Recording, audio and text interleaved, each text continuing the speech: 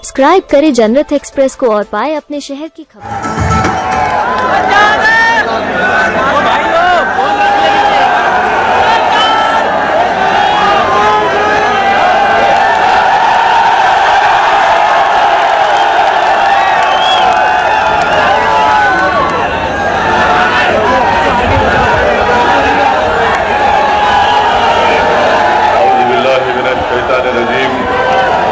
बिस्मिल्लाहिर्रहमानिर्रहीम। अस्सलामु अलैकुम व रहमतुल्लाहि व बरकातुहू। मोअज़्ज़िज़ हाज़रीन इकराम, बुज़ुर्गान मिल्लत,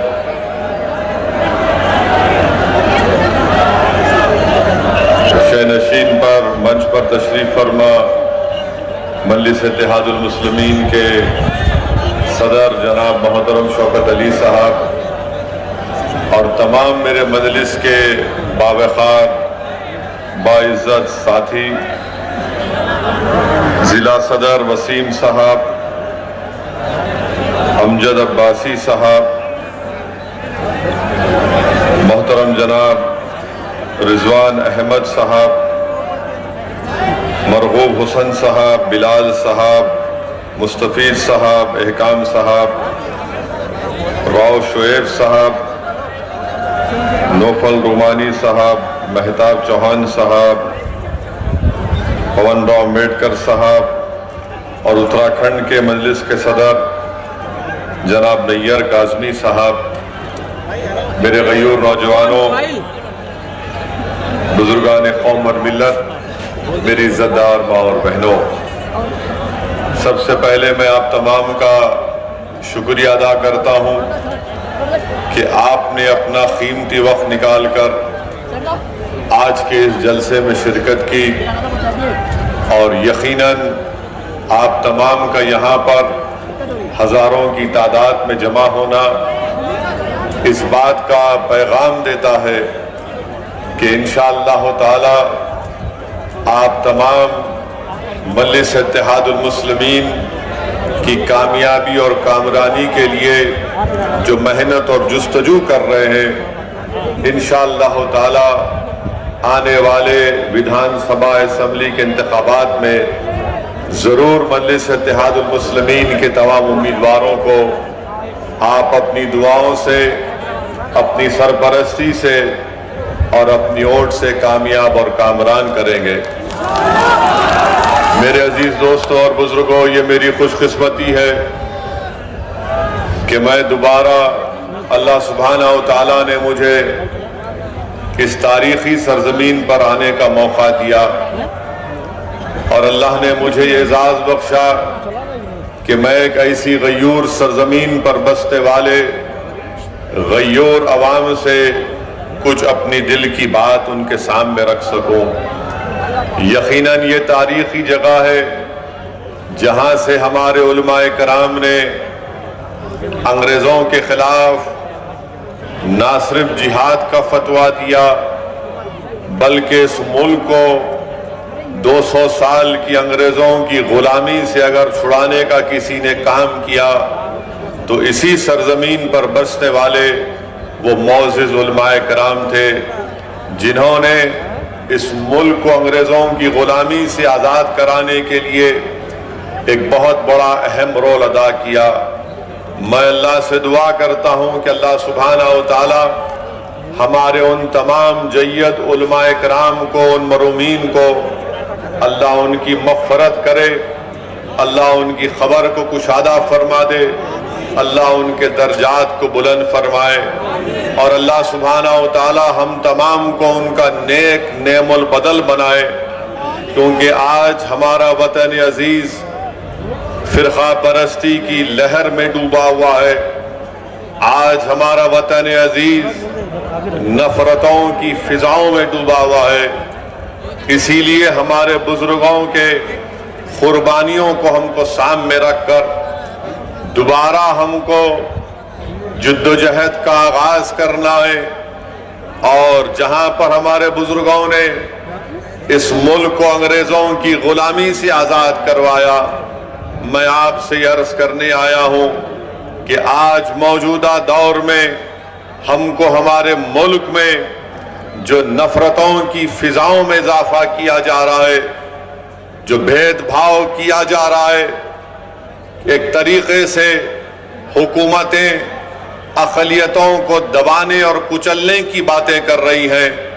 आज हमको दोबारा एक जद्दोजहद का आगाज करना पड़ेगा ताकि इस मुल्क को हम फिरका परस्ती के जहर से पाक कर सकें, ताकि हम इस मुल्क को मुसलमानों की नफरत से पाक कर सकें, ताकि हम इस मुल्क की, जो यहां पर हमारे बुजुर्गों ने आज से 70, 75, 80 साल पहले हमारे बुजुर्गों ने नारा दिया था कॉम्पोजिट कल्चर का, इंडियन नेशनलिज्म का, आज हमको उस इंडियन नेशनलिज्म को बहाल करना है।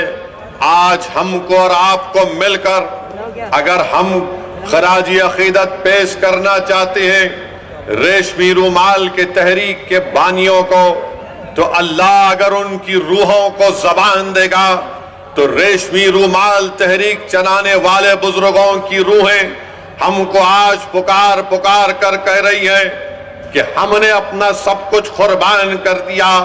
हमने माल्टा की जेलों में मुश्किलात और मसाइब और मुश्किलात का तूफान का सामना किया। आज वो हमसे पुकार रही है कि जो ताकतें आज इस मुल्क को इंडियन नेशनलिज्म के बजाय हिंदू नेशनलिज्म में डुबोना चाहती है, हमको इंडियन नेशनलिज्म को कामयाब करना है, हमको कॉम्पोजिट कल्चर को बरकरार रखना है, क्योंकि यही हमारे बुजुर्गों ने पाकिस्तान की बनाने की मुखालिफत इंडियन नेशनलिज्म पर की थी, कॉम्पोजिट कल्चर पर की थी। मेरे अजीज दोस्तों और बुजुर्गों, मेरी आपसे एक ही गुजारिश है कि हमको इंडियन नेशनलिज्म को कामयाब करना है।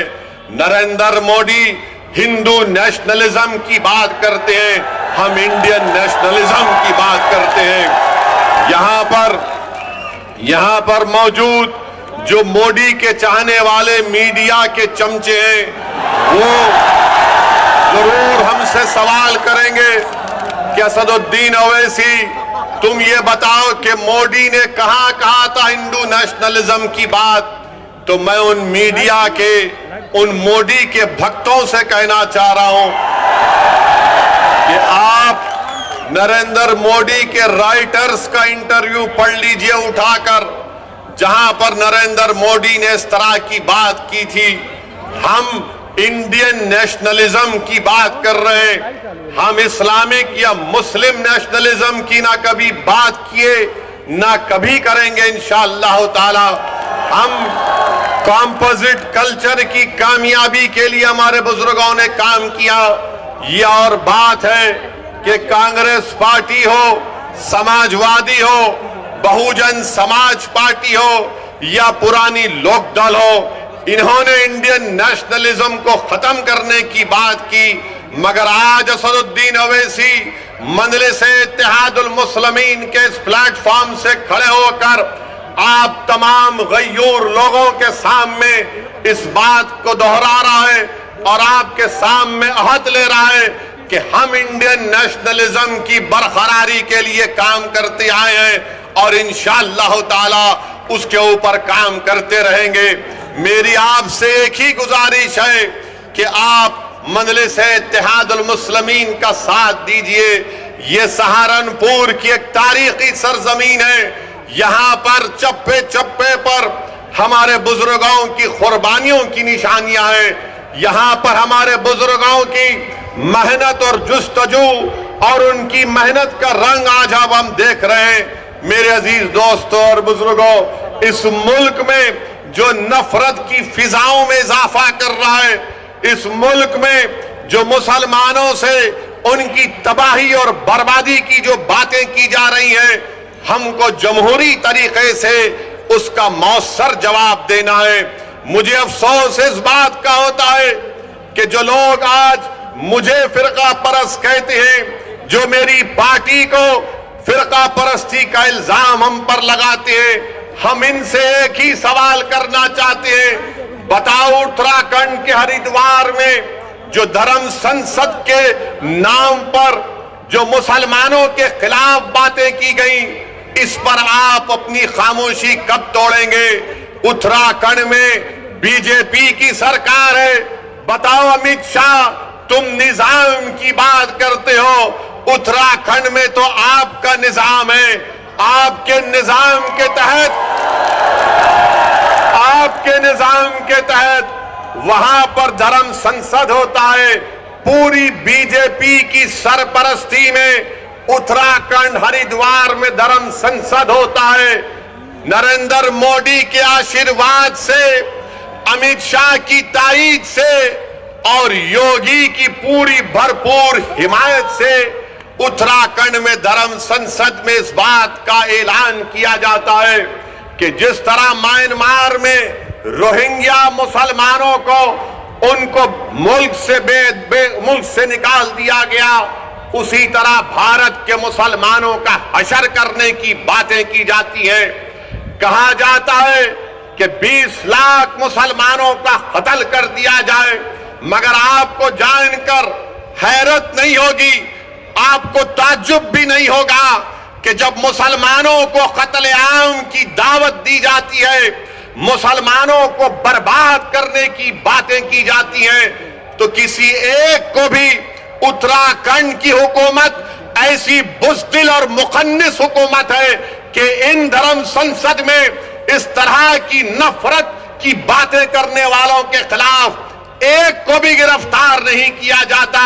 और जो जहर उगल रहे थे वो उल्टा पुलिस के पास जाकर कुरान करीम अल्लाह के कलाम के ताल्लुक से एफआईआर दर्ज करते हैं और इंस्पेक्टर साहब के सामने हंसते हुए मुस्कुराते हुए बात कर रहे हैं। ये भारत है जिसको आपको समझना है।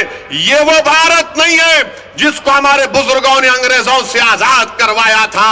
ये जो मौजूदा भारत है, ये वो भारत नहीं है जिसको सन 57 की जंग आजादी में हमारे बुजुर्गों ने अपने खून से सरजमीन को लाल किया था। अगर हमने इस मुल्क को आजाद किया, इसमें बढ़ चढ़कर हिस्सा लिया, हमने काला पानी की सजा काटी, हमने सावरकर की तरह अंग्रेजों से अपनी जान की भीख नहीं मांगी, तो आज हमारे वतन में हमको धमकियां दी जाती हैं कि तुम्हारा कत्लेआम किया जाएगा, तुमको रोहिंग्या मुसलमानों की तरह तुम्हारा हाल कर दिया जाएगा। अरे कौन सी जमहूरियत की तुम बात कर रहे हो? कौन से संविधान की मोहब्बत में तुम काम कर रहे हो कि एक को भी गिरफ्तार नहीं करते? एक को भी गिरफ्तार नहीं करते। बताओ नरेंद्र मोदी, बताओ अमित शाह, बताओ उत्तराखंड की बीजेपी की सरकार, आज तुम्हारी नाक के नीचे खड़े होकर भारत की सबसे बड़ी अक़लियत मुसलमानों से इस तरह की धमकियां दी जा रही हैं और कोई हुकूमत कोई बात नहीं करती। सबसे पहले अगर उत्तराखंड में किसी ने इन जालिमों के खिलाफ अगर कंप्लेन दी तो उसका नाम नैयर काज़मी मजलिस इत्तेहादुल मुस्लिमीन के सदर थे। उन्होंने जाकर पुलिस स्टेशन में कंप्लेन दर्ज कराई। अब नैयर काज़मी मुझसे कह रहे थे कि उत्तराखंड में जगह जगह पर उसके खिलाफ एहतजाज हो रहा है, तो उत्तराखंड की बीजेपी की सरकार नैयर काज़मी के पास अपने लोगों को भिजा कर कहती है कि नैयर काज़मी, अगर तुम एहतजाज को बंद नहीं करोगे तो हम तुमको जेल में डाल देंगे। मैं उत्तराखंड की सरकार से कहना चाह रहा हूं, जेल में डालना है डाल दो, मगर याद रखो तुम हक की आवाज को दबा नहीं सकोगे। अगर आज नैयर काज़मी ने कंप्लेन दी तो भारत के संविधान को बचाने के लिए कंप्लेन दी। अगर आज मजलिस आवाज उठा रही है उत्तराखंड के धर्म संसद में जो जहर अफशानी की गई इसलिए कि भारत को बचाना है, ये भारत जो हमारा देश है, हमारा वतन अजीज है, इस भारत का कोई मजहब नहीं है। ये भारत ना हिंदुओं का है, ना मुसलमानों का है, ना ईसाइयों का है, ना सिखों का है। ये भारत किसी का भी नहीं है, ये भारत सबका है, चाहे वो खुदा को मानता हो या ना मानता हो। ये भारत की खूबसूरती है। बीजेपी इसको सिर्फ एक मजहब से जोड़कर ये बताना चाहती है कि ये मुल्क सिर्फ एक मजहब का है या एक आरएसएस की आइडियोलॉजी के मानने वालों का है। आरएसएस वालों, तुम क्या एक मिसाल पेश कर सकते हो कि मुल्क की जंग आजादी में तुम्हारे कौन से लोगों ने अंग्रेजों के खिलाफ आजादी में हिस्सा लिया? क्या तुम्हारे किसी एक लीडर का तुम नाम बता दो। अरे तुम तो अंग्रेजों से मिले हुए थे। तुम्हारे उस वक्त के सरसंघचालक ने कहा था, तुम्हारे उस वक्त के सरसंघचालक ने कहा था कि आजादी की लड़ाई में हिस्सा मत लो। नाम लो मैं उनका। मेरे अजीज दोस्तों और बुजुर्गों, आज आरएसएस भारत के मुसलमानों को देशभक्ति सिखा रही है। जब जरूरत थी अंग्रेजों के खिलाफ लड़ने की तो आप तो खामोश बैठे हुए थे। जब जरूरत थी जेल को जाने की तो आप अपने घर में बैठे हुए थे। अरे हमने हर मैदान में इस मुल्क को अंग्रेजों की गुलामी से आजाद करवाया। नरेंद्र मोदी की जबान से आप कभी नहीं सुनेंगे कि आरएसएस ने इस मुल्क की आजादी के लिए अपना खून या पसीना बहाया। नरेंद्र मोदी बात करेंगे औरंगजेब की, नरेंद्र मोदी बात करेंगे शिवाजी की, नरेंद्र मोदी कभी बात करो सन 57 की जंग आजादी में। बताओ ये लोग आज जो नफरत फैला रहे हैं इनका क्या रोल रहा? इनका कोई रोल नहीं रहा। बात करते हैं तो जिना की बात करते हैं। अरे इसी सरजमीन से हमने टू नेशन थियरी को रिजेक्ट किया, मुस्तरद किया। हमने इंडियन नेशनलिज्म और कॉम्पोजिट कल्चर की बात की थी। अगर आज हम यहां पर सहारनपुर में हैं, देवबंद में हैं, गंगों में हैं, तो वो जिना के पैगाम को ठुकराने की सबसे बड़ी जीती जागती मिसाल है। मगर इनको सिर्फ जिना याद आता है। समाजवादी को भी आजकल जिन्ना याद आ रहे हैं। अखिलेश को भी जिन्ना जबान पर चढ़ गया। बीजेपी के तो दिलो दिमाग पे चढ़ता ही रहता है। मेरे अजीज दोस्तों और बुजुर्गों, एक और धर्म संसद हुआ छत्तीसगढ़ में। कांग्रेस ने कहा जब बीजेपी कर सकती है तो हम क्यों पीछे हटे। कांग्रेस की सरकार छत्तीसगढ़ में, वहां पर धर्म संसद होता है और उस छत्तीसगढ़ रायपुर के धर्म संसद में कांग्रेस का कैबिनेट रैंक का मंत्री बैठा हुआ है। बीजेपी के बड़े बड़े नेता बैठे हुए हैं और उसमें से एक महाशय ने महात्मा गांधी को गाली दे दी, गोडसे की तारीफ कर दी और साथ में मुसलमानों के खिलाफ जहर बका। उसी धर्म संसद में यह भी कहा गया, अगर मैं कहूं आपके सामने तो यकीनन मुझे कहना पड़ेगा क्योंकि रिकॉर्ड है। रिकॉर्ड में उस रायपुर के धर्म संसद में क्या क्या कहा गया, उसमें एक मोहतरमा भी थी। उनको मिसेस नहीं बोल सकते, उनको मोहतरमा कहना पड़ेगा। मैडम ने कहा, मैडम ने कहा कि मैडम ने कहा कि धर्म संसद इसीलिए हम कर रहे हैं क्योंकि बच्चियां 18 साल की उम्र में दूसरी जात के लोगों के साथ भाग जाती है। मैडम आपको कैसे मालूम भाग जाती है? और फिर मैडम ने कहा कि धर्म संसद इसलिए कर रहे हैं, हमारे दलित भाइयों से कह रहा हूं, हमारे पिछड़े समाज के हमारे हिंदू भाइयों से कह रहा हूं, वो कह रही हैं कि इस मुल्क में रिजर्वेशन को खत्म कर देना चाहिए।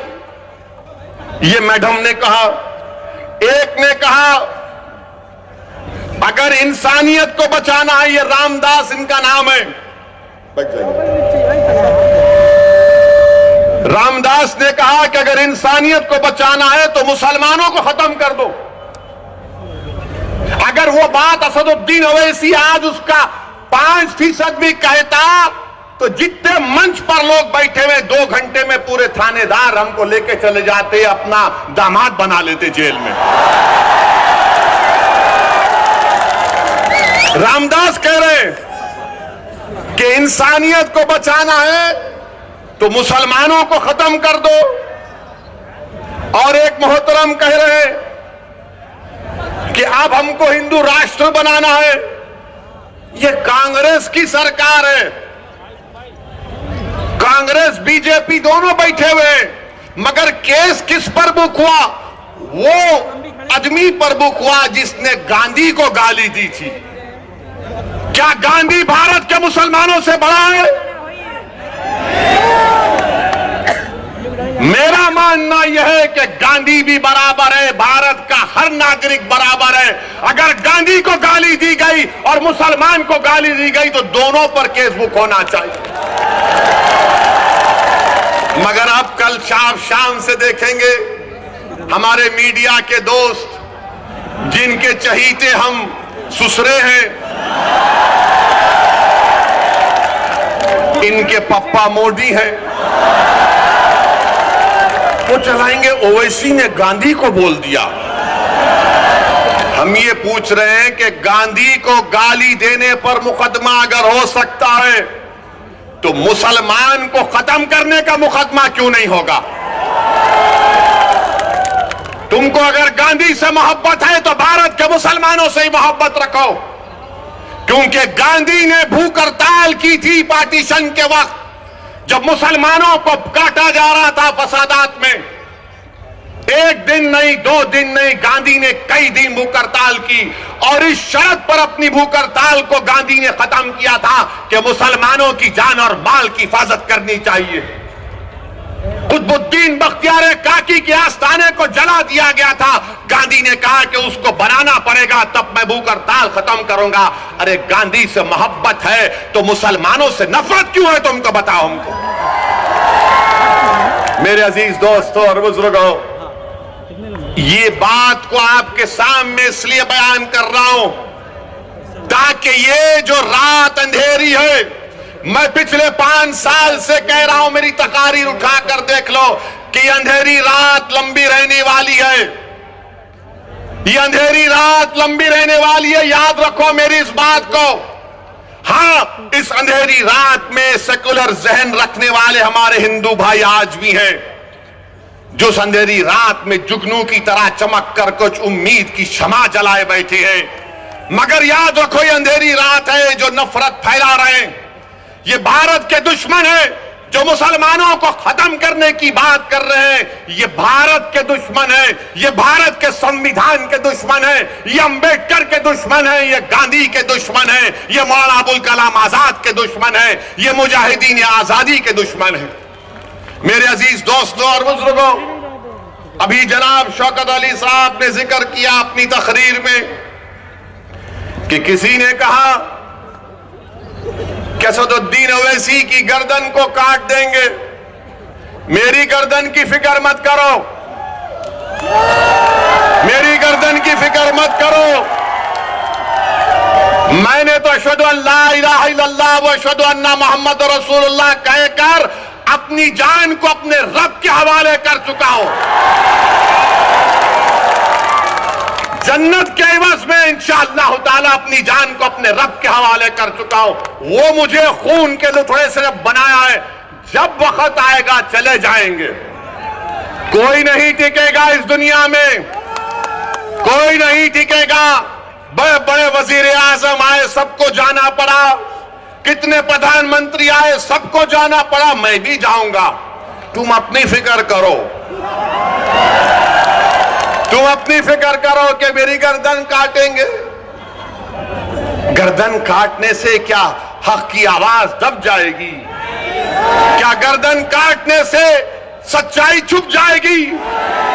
क्या गर्दन काटने से जालिम के खिलाफ आप लोग नहीं लड़ेंगे? क्या गर्दन काटने से आप मजलूमों का साथ नहीं देंगे? क्या गर्दन कट जाने से आप इन जालिमों के खिलाफ एक शीशा पिलाई दीवार नहीं बनेंगे? आपको बनना है। और मैं इन लोगों से कह रहा हूं कि ये जान से मारने की धमकी मुझे मत दो। मैं जब 12 साल की उम्र का था, जब से अपने घर के सामने ये संघ परिवार के लोग हमारे घर के पास आकर नारे लगाते थे, मेरे छोटे भाई अकबर भी इसको जानते हैं, जिस पर हमारे घर के सामने आते थे और नारा लगाते थे कि मुसलमान कब्रिस्तान या पाकिस्तान। 15-20 लोग आते थे, हमारे एक ताया थे, वो जब भागते थे तो पूरी अपनी चप्पलें छोड़कर भाग जाते थे। मेरी गर्दन की अहमियत मत करो, भारत की फिक्र करो। भारत असदुद्दीन ओवैसी से बड़ा है। भारत का कंपोजिट कल्चर हमारा कीमती खजाना है, इसकी हिफाजत करो। ये जो धर्म संसद में मुसलमानों के खिलाफ नरसिम्हार की जो बात कर रहे हैं, उनके खिलाफ तो कोई बोलो अमित शाह तुम देश के होम मिनिस्टर हो, बोलो नरेंद्र मोदी तुम देश के प्रधानमंत्री हो। तुम क्या मुसलमानों के प्रधानमंत्री नहीं हो? बताओ नरेंद्र मोदी, बताओ अमित शाह, क्या तुम होम मिनिस्टर नहीं हो मुसलमानों के? बताओ कांग्रेसियों, क्या तुम मुसलमानों की हिफाजत का जिम्मा नहीं लिए संविधान के तहत? कोई नहीं बोलेगा। मगर जब इलेक्शन आएगा उत्तर प्रदेश का, तो एक मुसलमान से डर दिखाएगा, एक बीजेपी का डर दिखाकर मुसलमानों को बेवकूफ बनाकर और हासिल करेंगे।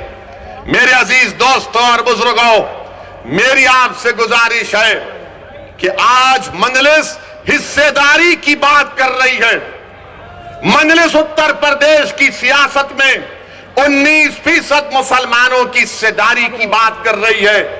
अगर मैं हिस्सेदारी की बात कर रहा हूं तो Samajwadi party, BSP, Congress, BJP, RLD, सबके पेट में दर्द शुरू हो जाता है। क्यों दर्द शुरू होता है? वो नहीं चाहते कि मुसलमान बराबरी पर आ जाए, वो ये चाहते हैं कि मुसलमान दरी बिछाता रहे, दरी बिछाता रहे, दरी बिछाता रहे। वो ये चाहते हैं कि मुसलमान दरी बिछाता रहे, उसको बेशर्म किया जाए, मगर उसके मुकद्दर में दरी बिछाना है। मैं तुमसे कह रहा हूं कि दरी अब तुम नहीं बिछाओगे, तुम कुर्सी पर बैठोगे और राज भी करोगे इंशाअल्लाह ताला। तुम अपने मुकद्दर के फैसले आप कर सकते हैं। बरसों आपने समझा कि नहीं कांग्रेस का साथ देंगे, कांग्रेस हमारे मुकद्दर के अच्छे फैसले करेगी। कांग्रेस ने क्या दिया हमको? शहादत बाबरी मस्जिद, हाशिमपुरा, मलियाना दिया। तो कभी हमने समाजवादी का साथ दिया? कहा कि मौलाना मुलायम है, मगर मौलाना तो नहीं निकले, अपने यादव परिवार को आगे बढ़ा दिया। तो कभी आपने कहा कि चलो इनके बेटे का साथ देते हैं, तो हमको क्या मिला? मुजफ्फरनगर मिला। फिर आपने बीएसपी का साथ दिया, कौन सा हिस्सा मिला आपको?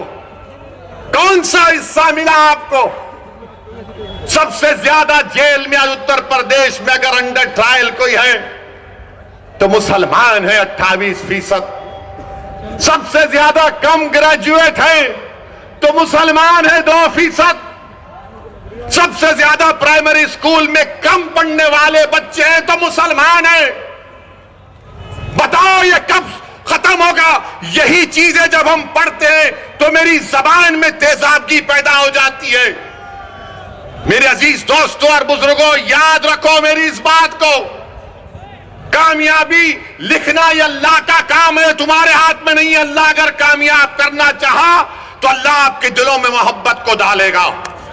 मगर मेरी इस बात को याद रख लो, अगर नाइंसाफी का आप खात्मा करना चाहते हैं, मैं सहारनपुर की इस मुबारक और तारीखी सरजमीन में खड़े होकर आपसे हाथ जोड़कर अपील कर रहा हूं कि तुमने 60 साल कांग्रेस का, आरएलडी का, समाजवादी का, बीएसपी का साथ दिया। एक मर्तबा अपनी क़यादत को बनाओ, अपनी पार्टी को मजबूत करो, अपनी नेता को बनाओ जो तुम्हारे इशारे पर उठेगा, जिसकी दिलों में तुम्हारी मोहब्बत होगी, जिसकी जबान पर सपा, बीएसपी, कांग्रेस का डर नहीं होगा, उसकी जबान पर तुम्हारे इंसाफ के मुतालबे रहेंगे। वो तब होगा जब आप अपने वोट से मंजलिस के उम्मीदवारों को कामयाब करेंगे और लखनऊ में उत्तर प्रदेश की विधानसभा को भिजाएंगे। लोग उठकर कहेंगे मेरे आज के इस भाषण के बाद कि ओवैसी जज्बाती तकरीर तो करता है, मगर अगर मंजलिस के 8-10 एमएलए विधायक जीत जाते हैं तो क्या होता है। 400 की विधानसभा में मुझे किसी ने कहा था, किसी एक सेकुलर पार्टी के एक शख्स ने पार्लियामेंट में मुझसे कहा था, अरे ओवैसी तुम उत्तर प्रदेश को जाते हो, गरम भाषण देते हो, मगर अगर तुम्हारे विधायक जीत जाएंगे तो क्या होगा। मैंने कहा सर अभी पार्लियामेंट में तकरीर है, आकर बैठिए।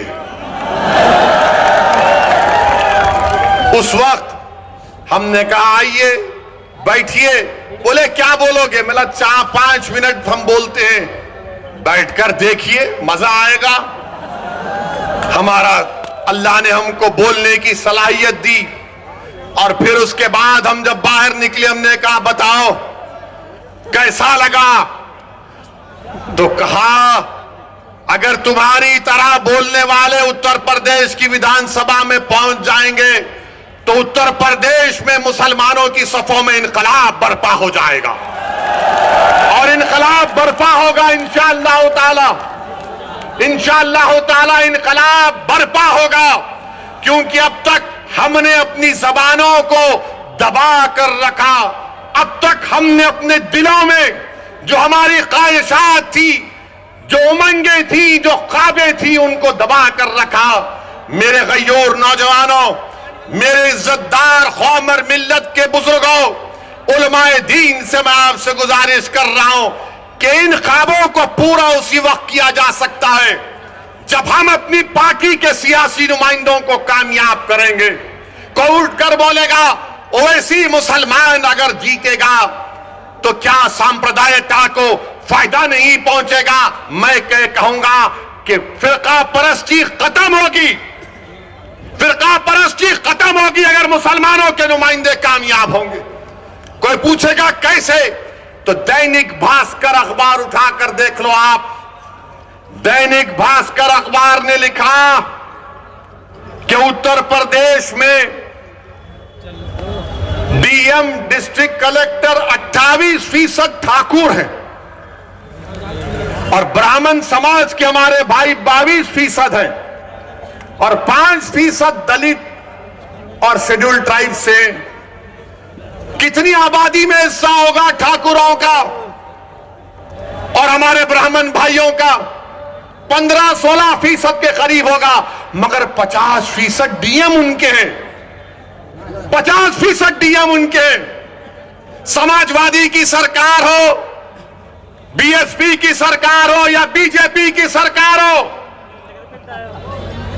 ठाकुर और ब्राह्मण विधानसभा में 25 से 27% नजर आएंगे और 19% मुसलमानों की हिस्सेदारी की मैं बात कर रहा हूं। नहीं, सांप्रदायिकता को फायदा मिलेगा, फिरका परस्ती बढ़ेगी। ये करेंगे तो बहुत अच्छा, ये दूध के नहले में है, ये बड़े पाकीज़ा हैं। और जब हम एक मजलूम कौम की इंसाफ की बात कर रहे हैं तो सब खामोश हो जाते हैं। मैं यहां पर हमारे हिंदू भाइयों से भी कहना चाह रहा हूं, असदुद्दीन ओवैसी और मंजलिस किसी मजहब के खिलाफ ना थी, ना है, ना कभी रहेगी इंशाअल्लाह ताला। मैं यहां पर हमारे पिछड़े वर्ग के खास तौर से हिंदू भाइयों से कहना चाह रहा हूं, हमारे पिछड़े वर्ग के हिंदू भाइयों से कहना चाह रहा हूं, मेरी बात को आप याद रखो। आपको ठगा गया, हिंदू एकता के नाम पर पिछड़े वर्ग के हिंदू भाइयों से कहना चाह रहा हूं, मेरी बहनों से कहना चाह रहा हूं, आपको ठगा गया हिंदू एकता के नाम पर और आपको क्या मिला? ठाकुरवाद आपको मिला। आपको ठाकुरवाद मिला। जिस तरह उत्तर प्रदेश के मुसलमानों को सेकुलरिज्म के नाम पर, समाजवादी के नाम पर वोट लिया गया, तो हमको क्या मिला? हमको यादववाद मिला, आपको ठाकुरवाद मिला। आओ मेरे पिछड़े वर्ग के हिंदू भाइयों, मैं तुम्हारे साथ काम करने के लिए तैयार हूं। मैं तुम्हारे साथ ठहर कर तुम्हारी लड़ाई लड़ने के लिए तैयार हूं। मैं हमारे दलित भाइयों से कह रहा हूं, मैं हमारे दलित भाइयों से कह रहा हूं, अगर आपको यह शिकायत है कि बीएसपी आपकी बात नहीं कर रही है, तो असदुद्दीन ओवैसी तुम्हारी बात करने तैयार है, तुम्हारे खिलाफ इंसाफ का मुतालबा करने के लिए तैयार है। और मेरे अजीज दोस्तों और बुजुर्गों, आप यहीं पर फिर ये लोग आके बोलते ओवैसी की तकरीर से हिंदू और मुसलमानों में नफरत की दीवार बढ़ गई। कौन सी मेरा जुमला है तकरीर का, निकाल के बताओ। कानपुर की मेरी एक तकरीर को 45 मिनट की तकरीर में 45 सेकंड निकाले हैं आरएसएस के जाहिल लोग। बिल्कुल थम्स अप है। इनको सिर्फ 90 साल तक चड्डी पहन के लग फिराए थे, तो अचानक ख्याल आया यार 90 साल उम्र हो गई, पैंट तो पहन ले। तो पैंट पहना, तो क्या हमने क्या कहा था कानपुर में? एक 80 साल के मुसलमान को वहां की मुकामी पुलिस ने, और देने वाला एक दलित पुलिस का ऑफिसर था, जिसने कागज पर लिखकर कहा कि बोलो वैसी तुम्हारे समाज से इस तरह का सलूक किया गया था। मैं अपने उस दलित ऑफिसर को सलाम करता हूं। उसने कहा कि 80 साल के एक मुसलमान की पुलिस ने दाढ़ी लोची, उसको पीटा और उस पर पेशाब किया, तो मैं बोला उसके खिलाफ। तो आरएसएस ने यह कह दिया कि ओवैसी ने हिंदुओं के खिलाफ कहा। मगर जब हमने पूरा 2 मिनट का वीडियो डाला, तो पूरे अपने बगलों में अपने चप्पल को रखकर भागना शुरू कर दिया। और अभी हम सुने कि बड़ा विकास उत्तर प्रदेश में हुआ। बाबा थकते नहीं हैं, मोदी थकते नहीं हैं, अमित शाह थकते नहीं हैं। हम बाबा से, योगी से, मोदी से पूछना चाहते हैं, 29 दिसंबर को सहारनपुर में आंख के कैटरैक्ट का ऑपरेशन हुआ था, जिसमें से 27 लोगों की बीनाई चले गई। बताओ योगी आदित्यनाथ, ये आपकी सरकार में आंख का ऑपरेशन हुआ, कैटरैक्ट का, सबकी बीनाई चले गई 27 लोगों की।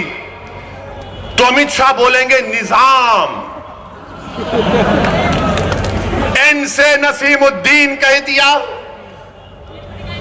आई से इमरान कह दिया, जेडे से आजम खान कह दिया, और एम से बहरहाल कुछ कहा, हाँ उनका नाम कह दिया। अब ये अमित शाह को बड़ी मोहब्बत हो गई उर्दू से, उर्दू से बड़ी मोहब्बत हो गई अमित शाह आपको। आपका निजाम, अरे हम तो ये तय करे हैं कि उत्तर प्रदेश के हाकिम वक्त को बदलेंगे इंशाअल्लाह ताला। उत्तर प्रदेश के हाकिम वक्त को बदलेंगे। और नरेंद्र मोदी, हम आपसे कह रहे कि नरेंद्र मोदी के 3 यार हैं। नरेंद्र मोदी के 3 यार हैं। हमारे साथ बोलिए, एक ड्रामा, दूसरा फसाद, तीसरा अत्याचार, नरेंद्र मोदी के 3 यार, ड्रामा, फसाद, अत्याचार। अब अमित शाह का जवाब देना है। हम किसी का कर्जा बाकी नहीं रखते। अब नसीमुद्दीन का नाम लिए कांग्रेस पार्टी तो नहीं बोलेगी, बोलेंगे नसीम का नाम लेंगे तो हमारे वोट नहीं मिलेंगे। कांग्रेस इमरान का नाम नहीं लेगी, बोलेंगे हमारा क्या होगा। समाजवादी आजम का नाम नहीं लेगी, मगर हम योगी और अमित शाह से कहना चाह रहे हैं, उत्तर प्रदेश में अगर योगी राज है, योगी राज है ना, तो राज अंग्रेजी में आता है RAJ, होता है ना, RAJ। तो R से क्या आता है? रिश्वत। A से क्या आता है? अपराध या फिर आतंक। और J से क्या आता है? जातिवाद। अमित शाह आपका कर्जा अदा हो गया। योगी राज में R से रिश्वत, A से अपराध, J से जातिवाद। अब बताओ, अब आप दूसरा बोलो, फिर इसका जवाब मिलेगा। समाजवादी के अखिलेश नहीं बोलेंगे। अखिलेश बोलेंगे हमने रोड बनाए। कुछ हुआ तो अखिलेश बोलेंगे मैं तो उसका उद्घाटन कर चुका था। कोई जवाब नहीं देंगे भैया। यकीनन अखिलेश ने उद्घाटन किया, तुमने मुजफ्फरनगर का किया और योगी की सरकार ने एनकाउंटर पर उसका खात्मा किया। तुमने किया था ये सब। तुमने जो कुछ शुरू किया उसको बीजेपी ने मुकम्मल किया। आज मेरे अजीज दोस्तों और बुजुर्गों, यही बात हम आपसे कहने आए हैं कि आज ये बेहद विधानसभा में पीने के पानी की किल्लत है, बहुत पानी की पीने की किल्लत है। सहारनपुर कमिश्नरेट है, बस डिपो नहीं है, नालियों की सफाई नहीं होती, बरसात में पानी आ जाता है, मगर बाबा विकास की बात करते हैं। बाबा विकास की बात करते हैं। मेरे अजीज दोस्तों और बुजुर्गों, हम आपसे यही अपील करने आए हैं कि आने वाले विधानसभा और असेंबली के इंतखाबात में मजलिस का साथ दीजिए। मैंने ये फैसला किया और फिर कह रहा हूं, हमने ये कहा कि हम कांग्रेस और बीजेपी को छोड़कर किसी से भी अलायंस करने के लिए तैयार है। तो सुनिए, तो एबीपी के चैनल पर एक मशहूर जर्नलिस्ट है पंकज साहब ने अखिलेश से पूछा कि आप ओवैसी से समझौता क्यों नहीं कर लेते, तो अखिलेश ने जवाब दिया कि ओवैसी पर बहुत से इल्जाम लगते हैं। अखिलेश साहब, इल्जाम तो हम पर ही लगता है ना, आप पर तो कुछ नहीं लगता। रिवर फ्रंट आप बनाए, आप पर कोई इल्जाम नहीं। लखनऊ से कानपुर रोड आप बनाए, आप पर कोई इल्जाम नहीं।